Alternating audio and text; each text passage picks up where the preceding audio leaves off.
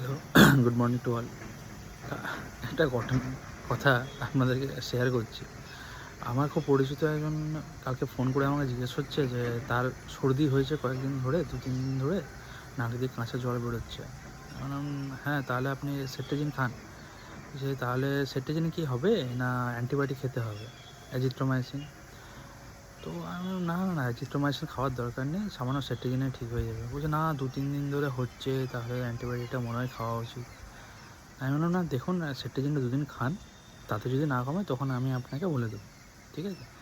তো এই যে মানুষের মধ্যে অ্যান্টিবায়োটিকের নিয়ে যে একটা মিসকনসেপশন আছে যে সর্দি ঠান্ডা লাগা মানেই অ্যান্টিবায়োটিক, গলা ব্যথা মানেই অ্যান্টিবায়োটিক, এইটা কিন্তু খুব খারাপ, ঠিক আছে? আপনারা সবাই জানেন যে গত কয়েকদিন না, গত কয়েক বছর ধরে অ্যান্টিবায়োটিকের র্যান্ডাম ইউজ করার জন্য যেভাবে অ্যান্টিবায়োটিক রেজিস্ট্যান্স তৈরি হচ্ছে কোনো হিউম্যান কাইন্ডে, তার ফলে কিন্তু বিভিন্নভাবে ক্ষতিগ্রস্ত কিন্তু আমরাই হচ্ছি, কিছু করার নেই, মানে এটা স্বাভাবিক জিনিস। অ্যাজিথ্রোমাইসিন মুড়ির মতো বিভিন্নভাবে ব্যবহার করা হচ্ছে, এটা অত্যন্তই খারাপ। অ্যামোক্সিক্ল্যাব মুড়ির মতো ব্যবহার করা হচ্ছে, এগুলো তো মানে কোনো মানেই হয় না এসবের। দুদিন পর যখন আপনি বা আমরা কেউ যদি কোনো দুরারোগ্য ব্যাধিতে ভুগি, সেক্ষেত্রে যদি কোনো জটিল অ্যান্টিবায়োটিকের প্রয়োজন হয়, সেই অ্যান্টিবায়োটিকে তার রেজিস্ট্যান্স হয়ে যাবে। সেই অ্যান্টিবায়োটিক আমাদের শরীরে প্রয়োগ করা হলে আমাদের শরীরে আর কিন্তু ওই ব্যাধিকে আটকানোর জন্য বা ওই রোগের জীবাণুর বিরুদ্ধে ওই অ্যান্টিবায়োটিক কোনো কাজ করবে না। তো সময় আছে এখনও, আপনাদেরকে বলছি, অ্যান্টিবায়োটিকটা ব্যবহারটা যথাযোগ্যভাবে এবং যথাযথ মানুষের তথা ডাক্তারের পরামর্শ নিয়েই ব্যবহার করুন।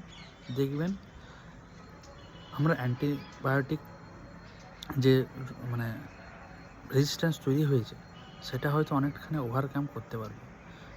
কারণ দেখুন, প্রতি বছরেই উদাহরণস্বরূপ বলতে পারি, প্রতি বছরে টিবির যে রোগটা আছে, এটা তো প্রাচীন রোগ। এই রোগের কিন্তু ওষুধ অনেক দিন আগেই বেরিয়েছে, কিন্তু প্রায় 2-3 বছর ধরে দেখছি টিবির বিভিন্ন ওষুধ বেরোচ্ছে, কারণ রেজিস্ট্যান্স তৈরি হয়ে যাচ্ছে। যে রোগটা আছে, যে রোগের যে জীবাণুটা আছে, সেই জীবাণুটা বারবার টিবি রোগের যে ওষুধগুলো ব্যবহার করা হয় তথাকথিতভাবে, সেগুলোর বিরুদ্ধে রেজিস্ট্যান্স তৈরি করে রয়েছে, তাই না? তাহলে এই রেজিস্ট্যান্স বেসিক যে জীবাণুটা, সেটা নর্মাল ওষুধে ঠিক হচ্ছে না। সেই জন্যই তো আমাদের নতুনভাবে রিসার্চ করতে হচ্ছে, নতুন ওষুধ বের করতে হচ্ছে। সেই জন্যই বলছি যে তো সামান্য টিবি, আরও কত কঠিন জটিল রোগ হয়, যার জন্য মানুষকে আইসিইউতে চলে যেতে হয়, মৃত্যু ঘটে, সেখানে আরও জটিল অ্যান্টিবায়োটিক ব্যবহার লাগে। সাধারণ সেই সমস্ত অ্যান্টিবায়োটিকের যদি বিরুদ্ধে রেজিস্ট্যান্স তৈরি করে মাইক্রোব্যাকটেরিয়াগুলো, তাহলে কী হতে পারে, ব্যাকটেরিয়াগুলো কী হতে পারে? সবাই সচেতন হন, অ্যান্টিবায়োটিক ব্যবহারের জন্য নির্দিষ্ট জায়গায় পরামর্শ নিন, ডাক্তারের পরামর্শ নিন, তাহলে দেখবেন অনেকখানি আপনারাও উপকৃত হবেন এবং আমরাও ভাববো যে হ্যাঁ, আমরা সঠিকভাবে মানুষের চিকিৎসা করতে পারছি। ধন্যবাদ। বাই।